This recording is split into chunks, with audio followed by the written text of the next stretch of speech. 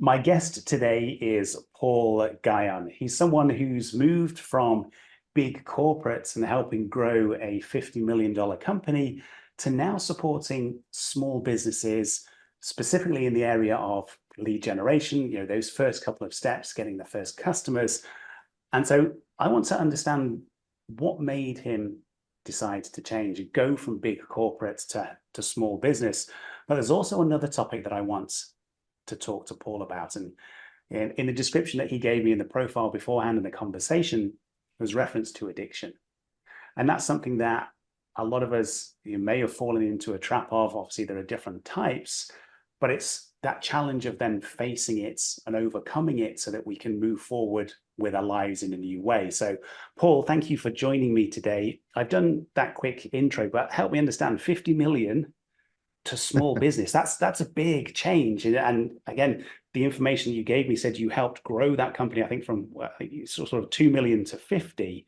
So you've been through different stages there, and it was in the technology space as I understand it. But Yeah. again, that's a big change to say big corporates to small business, because there are different challenges with businesses at different sizes. Yeah, and as they grow, there definitely are different things that need to be considered, like retooling the organization, for instance, which I believe might have been the downfall of me leaving my corporate job in part.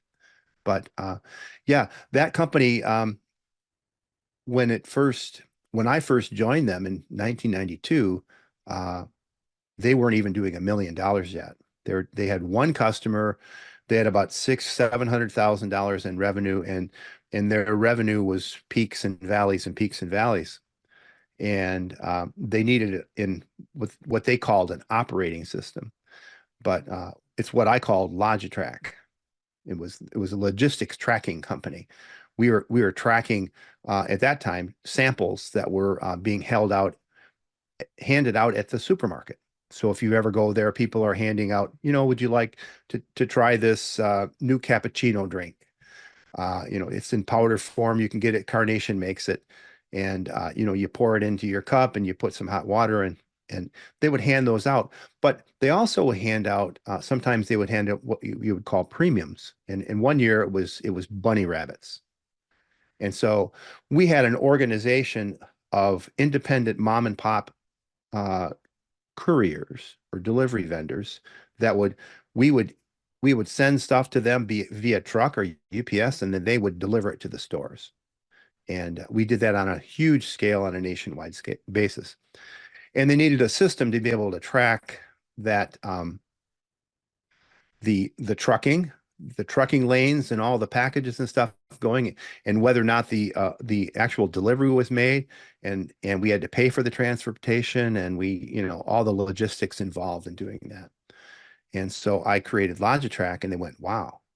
And so they wanted to hire me because of that innovative system.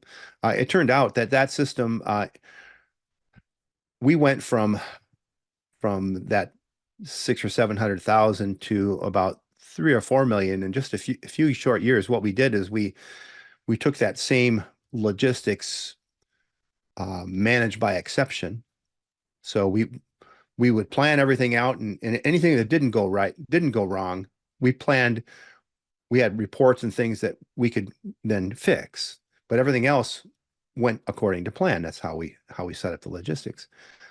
Well, we took that and we modeled that to the pharmaceutical sample. So pharmaceutical companies like Pfizer and Merck were some of our clients. And so we would do chain of custody. We would prove that when we picked up this amount of freight, we transferred it to here, it went to this vendor in these 168 cities. And then the delivery was made by appointment, and we tracked all of that. And then that scaled up to the airlines. We took the same system and brought it online. This was in the mid 90s. And we had these mom and pop vendors uh, actually sweeping the airport and picking up lost bags. If you've ever flown anywhere, and I know you've traveled a lot, at one time or another, you've lost a bag. Well, it's probably because of weather, or you changed your flight, or a combination of those things. Usually they don't lose your bag. It's been separated from you. That's what they say. That's what the airlines. So I ended up, my Logitrack system was saving the airlines, the pharmaceutical companies, and that original promotional products company millions of dollars in transportation because of our systems and the way that we manage them. And in fact, we grew the airlines once we went online. We had all the major airlines: Delta Airlines, American, United, Northwest Airlines, which is no longer in business, U.S. Airways, which is now part of Delta, and so on. There Air France, Air Canada, and British Airways, and so that that little piece of business, our first invoice to the airlines, and we invoiced the airline. Our first customer was Delta Airlines. Our first invoice for a week of baggage delivery for them was $600,000. And then our system, by the way, paid all the transportation, paid the vendors, and we audited them. We audited all the rates, and we presented the airline with one bill, one invoice that they paid us electronically, and then we paid the vendors electronically. So this is back in the 90s. And so that business right there, that became a $40 million piece of business over about 5 or 6 years. And what happened, and it was all based on the systems that I originally created and had been scaling and scaling and scaling and teaching people how to use it. And it was just growing and growing. And that job was so stressful. So I medicated a lot. We'll get into that part later. But uh, the company wanted to quadruple in size. They had gone public, and that didn't work out well. We bought the company back. I kind of helped orchestrate the buyback, and that's when we really started to grow before the airlines. And but they wanted to in 2003, I think it was, they wanted to quadruple the company, and I was in on the planning. I was on the executive team, and during that time we had a failure. We had what I call a cascading failure of our IT system. One of my reports, the IT director, he he messed up on a backup, and he mounted a file system over in a live file system, which is, a Unix system. I don't know if you know anything about that, but he mounted one of the segments of the file system on top of another one, which just took down a whole piece of our business.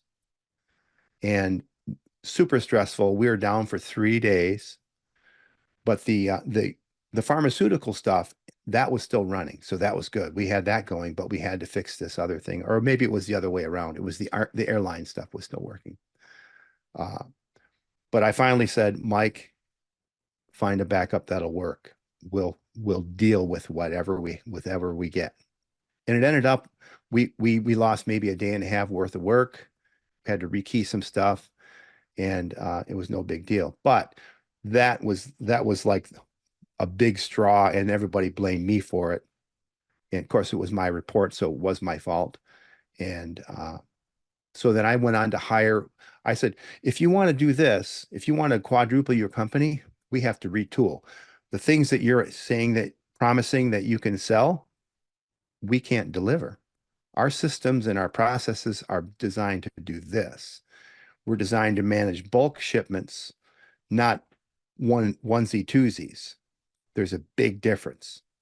And so let's retool. And I need a staff to do that. So I went out and hired basically my replacement. And at some point they let me go. And it was probably the best thing they could have ever done. This was in 04, October 22nd, 2004. And that was a blessing in disguise, because I was a wreck. My life was a shambles. I had a lot going. I had a lot going on, and a lot of too many things that were not good for my soul and for my life. And some, obviously was very successful at that time. I was the chief information officer of a $55 million company that had some purpose. But And so they did me a favor and they let me go. I couldn't believe they did it, but they did it. And the cool thing is Logitrack kept working for another 15 years. So the people that I had originally hired, there's one girl who's still working with it even today. I hired her many, many years ago, and she says, "Oh, thank God for Logitrack," because I wouldn't have a job. And that's kind of fun to hear, but kind of bittersweet at the same time. So, but does that answer your question? I mean, it went from that's how it grew, and that's how I left. So the first thing I did was call my buddy Steve, who is my boss today. I have a full-time job today on top of my coaching business. And I called him and I said, "Hey, do you need anybody? I got some time. I got some can help you grow. I can help you acquire new companies or build out your systems, do the same thing we did for this other company." And so he hired me, and he did it cautiously though, because he knew me. He knew me very well because we had been in business together before as a small startup computer consulting company. So he tried me out for a year and then hired me full time. That was 15 years ago, 16 years ago. And so I started working for a 13-person company again, which I really liked. And I had a team of one, which was me. So it was a lot easier to get over the demons that were hiding in my closet and under my bed. It's a, yeah, interesting journey there because it's going from big corporate. I mean, you've scaled it and you've supported that, and you've been involved in the decision making, how the business is going to grow, the technology side as well, which is often a key part of it. Putting the right systems in place, and now you've gone. Yeah. You said you've gone back to small business, so full-time job plus your coaching. Yeah. Would you say that change and going, I think you said sort of 13-person business is what's then led to you doing the coaching because you're now back into a smaller environment. You have those, more personal relationships because again, there aren't that many, it's not 1,000 employee business type situation. And suddenly it's like, okay, I can see some of the challenges here are, for us as a 13-person business, anybody who's starting off, probably going to have the same challenges. I've been through this journey before because I scaled one. Okay, Yeah. do you see that as the sort of thing that was like, you know what, actually, I want to do something else. Here's how I can help people. Here's the type of person. Because when I talk to coaches, it's often one of the biggest challenges that they face is like, well, who do I help? I can help everyone. And it's like, well, yeah, but that doesn't Yeah. actually help you help anyone. And that's a challenge that I faced myself. So I'm just wondering if that was a sort of thing that you looked at and said, I'm back in a small business. This is now what I am doing. This is how it works. There's some stuff here that I know and the experience that I've had, and these are the type of people that I can help. Well, in some ways, that's true, but there's a deeper root to this answer. Back when I was, and it was 1964 or five, uh, I was in the sandbox playing at my home. It was a summer day, and I asked my mom. I said, "Mom, what does Mr. Cedar do?" Mr. Cedar was my very virile, vital entrepreneur of a neighbor. He owned businesses. He had an airplane. He had a motorcycle, boats, hunting, fishing. His his son played the drums, which is, by the way, I play the drums. Um, I said, "What does Mr. Cedar do?" And she said, "Well, Mr. Cedar's a self-made man." And I said, "That's what I'm going to be. I'm going to be a self-made man." So way, way back before I was even, 7 years old, I decided I was going to be an entrepreneur. And in retrospect, as a musician, I've been putting on events to put me in front of an audience ever since I was a little boy. I got my first set of bongos when I was 9 months old because my mom recognized the rhythm in me. And I would put on magic shows. And in first grade, I played I played the drums. I played a march for my class to march in to do our Christmas pageant, which was this theme was Mary Poppins. Mary Poppins came out in 1964. That was my first gig. I was in first grade. And it goes from there. And so I've always been an entrepreneur. I've always been putting myself into situations where I could perform, usually music. A lot of times would be the class clown, or you know, my humor would interrupt people. So that was the genesis of the desire to be an entrepreneur. And so, and when I first went to this $55 million company, I actually had, at one point, I had 20% ownership of it. And which was my goal was to become a partner in that company. And those things didn't work out. But I've always had something else going on. I've always had bands, and I've helped people outside of my day job. And so I've been doing consulting and coaching for 15, 18 years, but just on a very small scale. And about 15 years ago, I paired up with another guy who I thought I can help him grow his speaking business and his authorship. I can help him grow it and help him build out the back end, and we can create like an online university or you know, online training programs on based on his content. And that's what we set out to do. But I actually ended up having to quit coaching for a while. We started a mastermind group. We had about 15 members. It was going really well. But something was wrong. The money wasn't flowing, and he was in control of the money. And then we had a falling out, and so I just quit. And so I'd been working at my current job at this time, and that was about I don't know, 8 years ago. And I just quit coaching. I said, I've had enough of this. And then a couple of years go by, and I said, yeah, I really want to work with people one on one. So I got a client, and he paid me a lot of money to double his business, and I helped him do that on the side while I was still working full time. And then I met my wife, and she goes, "Why aren't you coaching? You know, you're getting up there. You're gonna retire soon. Why don't you build that up?" And I said, "Okay." So then I had the support system behind me to pursue it. So I still have my full-time job. I'm transitioning into full-time coaching. I have a mastermind group. I have an online training program called Lead Machine. And I've now have a podcast, as you've been a guest on my podcast. By the way, your episode will be out in a few weeks, I think. Um, and so that was way back when in that sandbox, making that decision. I was going to be a self-made man, but also working for smaller companies and seeing how they operate and having those one-on-one discussions with. I work directly with the general manager and vice president of the company who runs the company, and he and I have been friends for 38 years. And so he knows me, I know him, he knows what I'm capable of. I know what he's capable of, and we've built that company. We literally doubled that company since the time I've been there.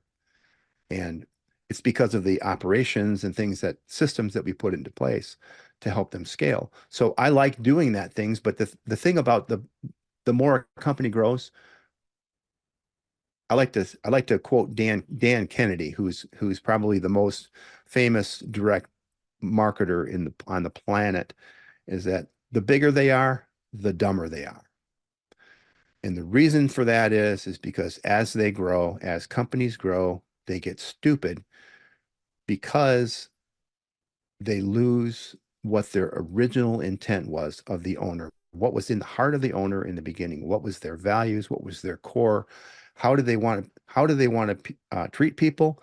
How do they want to treat their employees, their vendors, their clients, and their relationships? Are they going to cheat on their taxes? Are they going to be upright? Are they going to cheat on the import rates and duties and fees and you know, how are they going to conduct themselves? And a lot of times, as they grow, they fail to retool so they don't have systems, and they also fail to train people well so that those their original vision lives on. And that's why I like working with small companies or one-on-one solo entrepreneurs, because I get to work with that passion and I can help that growth and help them with those systems, put those systems in automation and think about, okay, when I grow, we need to have a way that we consider how our growth is going to affect our core values. You know, how is it going to affect our lifestyle? Our, how is it going to affect our employees and our relationships with our vendors and our clients? So, and so many companies just fail to do that. You know, I've got many, many examples of that. But that's why I like to work with small companies. And it's just time for me to move on to something new. And I probably will continue to support the company I'm working for right now in a consultative capacity, you know, for a transitional period, you know, but that's why I went from that big, and I was in boardrooms with Delta Airlines. I met the CEO of Delta Airlines, and I've been in conference rooms with people with Pfizer and Merck and all these big companies, and they just can't get stuff done. And look at them now. You know, if you think about that, massive, massive companies that are multi-billions of dollars, and where are their core values? Where is the corruption? You know, I want to stay, I want to recognize it. I don't want it to have it. I don't want it to affect the people that I work with. But it does affects all of us because that corruption can affects the common good. But I'm really keen on making sure that people make the right decisions and they let their heart help to drive their business. And so it's really hard to work for the big company where that matters to them. Are you with me?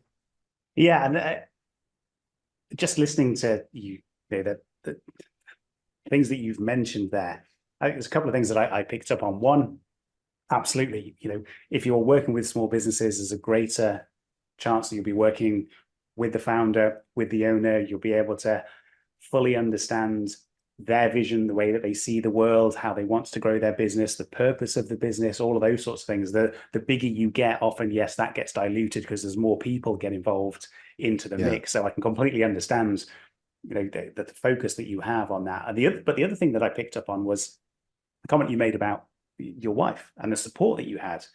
Yeah. The model that I talk about with the 12 chains, relationships is one of them. And sometimes, we don't get the support when we want to make a change in our lives. So it's great to hear that you actually did have that support and you were, I guess, pushed to get back into coaching because Yeah. your partner recognized that that's something that you were good at, that you enjoyed. So, relationships, yes, obviously both sides. Some of them are good, some of them are bad. It sounds like you found a good one who's Yeah. I now did. supporting you in taking that next step on your Yeah. journey. So everything that you've been through there, and we touched on it slightly, medication. Yeah. How did that impact things for you?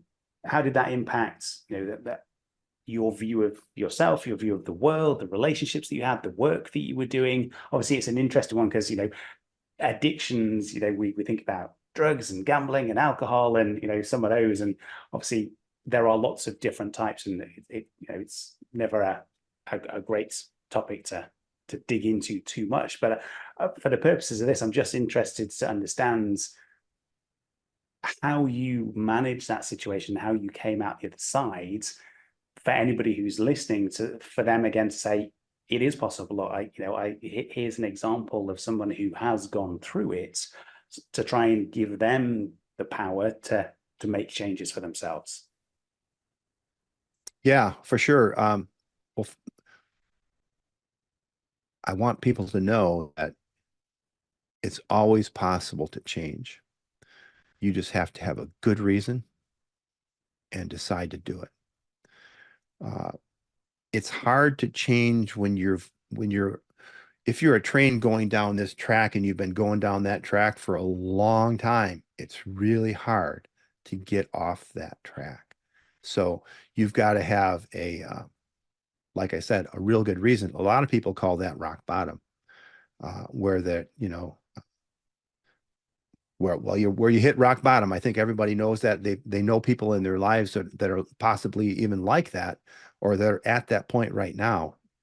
And God willing, they'll see the light. I like to think about um, Ebenezer Scrooge in the movie A Christmas Carol. Basically, he had the living daylights scared out of him, but he came to realize that his life was a life of dissipation and had no meaning. And his partner Marley, Jacob Marley, told him when he said you'll be visited by three ghosts. He said that my mission should have been mankind. Your mankind, your mission should be mankind. Imagine the chains that you've woven that you'll have to carry uh, along with you when you're gone. So my Christmas Carol experience was started with the exit from the 50 DSI was the name of that big company, which today is not really big on today's scale, but back then in 2003 that was a pretty decent sized company. Um, the genesis of leaving that company, I was already drinking and drugging. Uh, Remember, I'm a musician. I've been part of that rock and roll scene for many years. But I've been gigging all this time on top of the full-time job, and I even had a recording studio and all that. Um, so drinking was a daily part of my life, and so once I left the business, that was really hard on me, and so I think I started drinking more. Uh, and then my wife and I started having troubles with our relationship, and we had three beautiful sons, and who are grown now, and we just we ended up divorcing in '08. That's when our divorce was final. And through that time, I saw my children less and less and less and less. And my oldest son, it's taken years, literally years, for decade, decade and a half before we're able to talk. And there's still some tension between us. Uh, but my problem is okay, I'm a drunk and I can't see my kids anymore because of the new relationship I was in and the crappy lifestyle I was living. It was just getting worse and worse and worse. And then I realized that the relationship I was in, the lady who I was in a relationship with, she was an alcoholic. I didn't realize it at the time. I wasn't an alcoholic. I just liked to party. And she helped to drive a wedge between me and my kids because my ex-wife would not want them around her and around me. And so I had to make a decision. And I remember the night that I made a decision. I said, I need to get my shit together. I need to get sober and I need to save money because I need an exit plan. And that was in and I need well, that was in '08. That was the Labor Day '08 was the last time I had a drink. That's September 5th or 6th, I think, 2008. It's the last time I've had a drink or drug. And I also quit smoking, along the way because I was smoking cigarettes too. Uh, so that was that decision.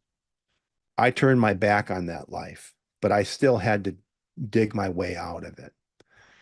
And I did have someone come into my life who I previously had hired at that DSI, um, he contacted me and he said, "Hey, let's do lunch." I said, "Okay." This was September of '08, and or was it?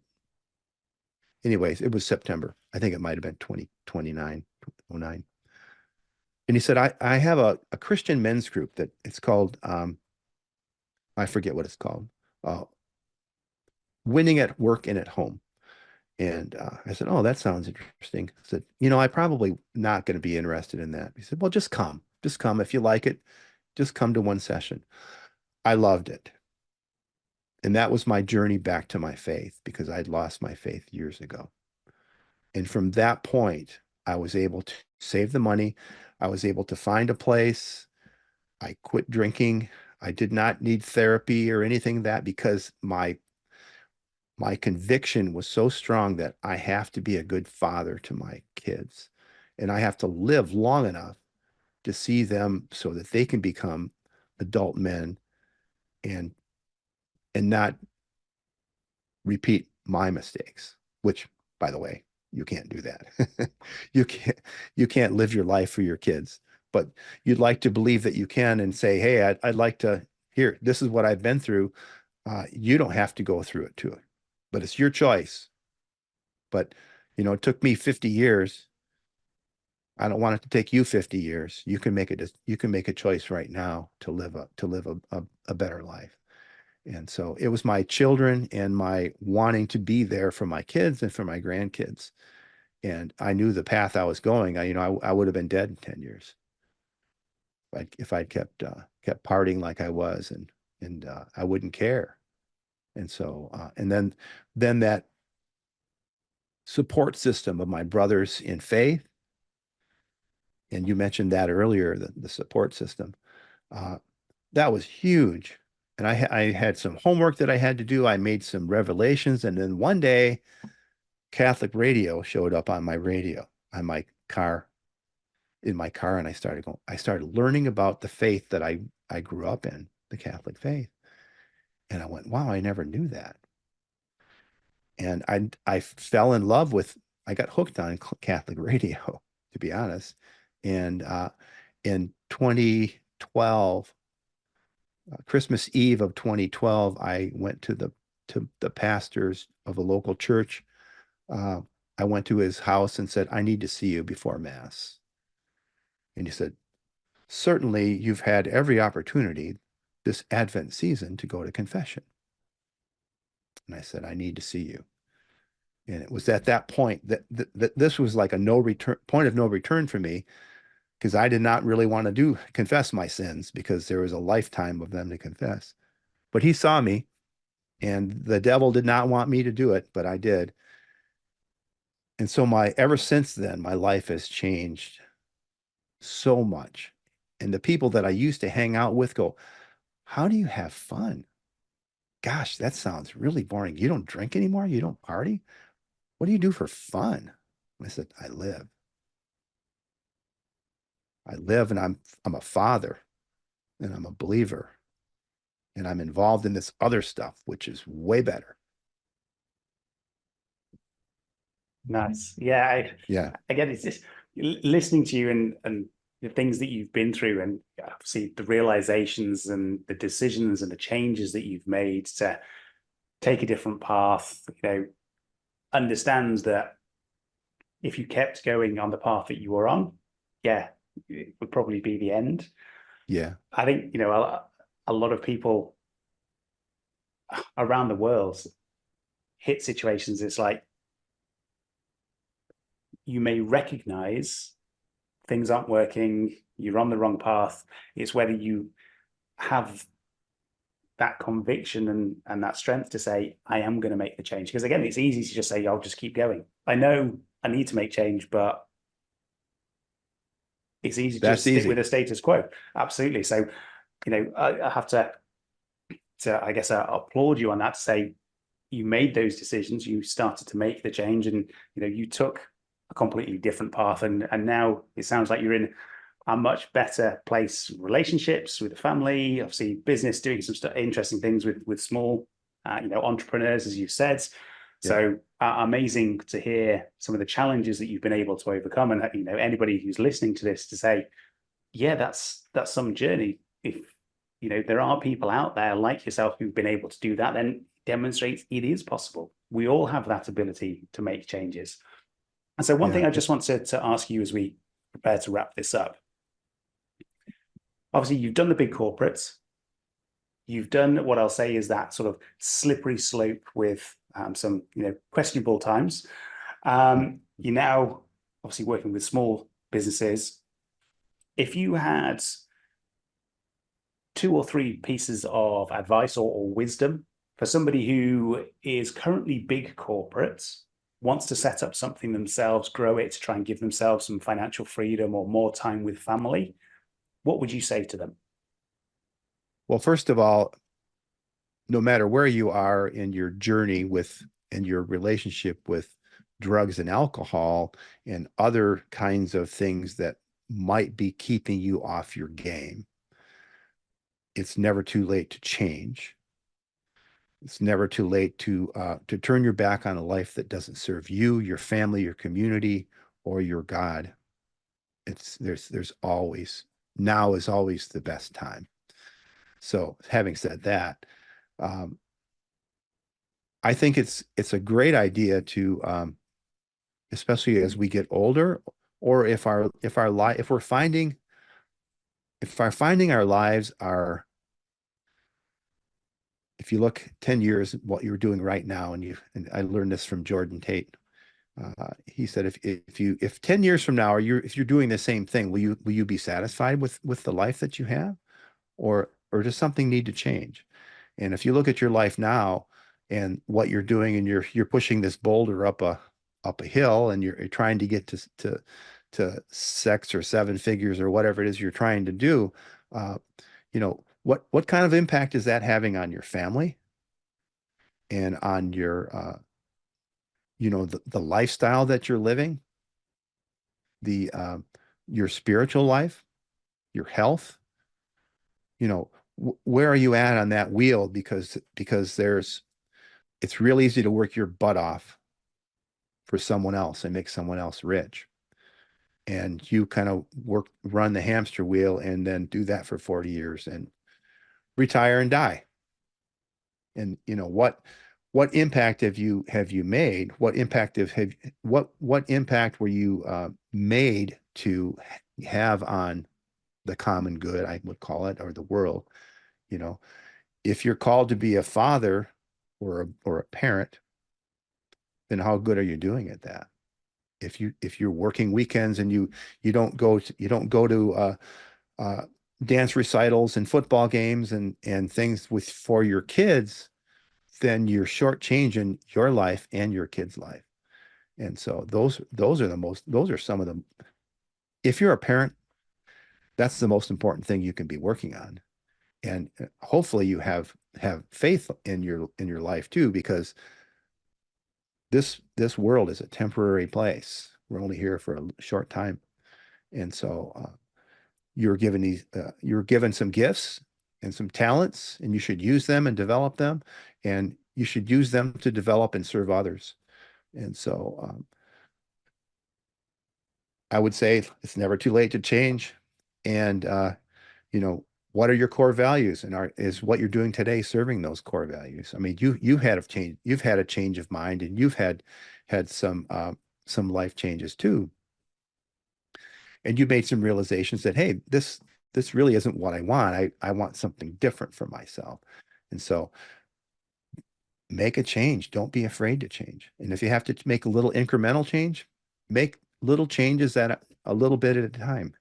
But if you don't know where uh, if you don't know where you're going, anywhere will do. So make some sort of vision plan, some sort of plan about what you want your life to look like, and make sure that you include your family in that. Because what are you going to be doing on your deathbed? Are you going to say, "Man, I wish I would have worked more"?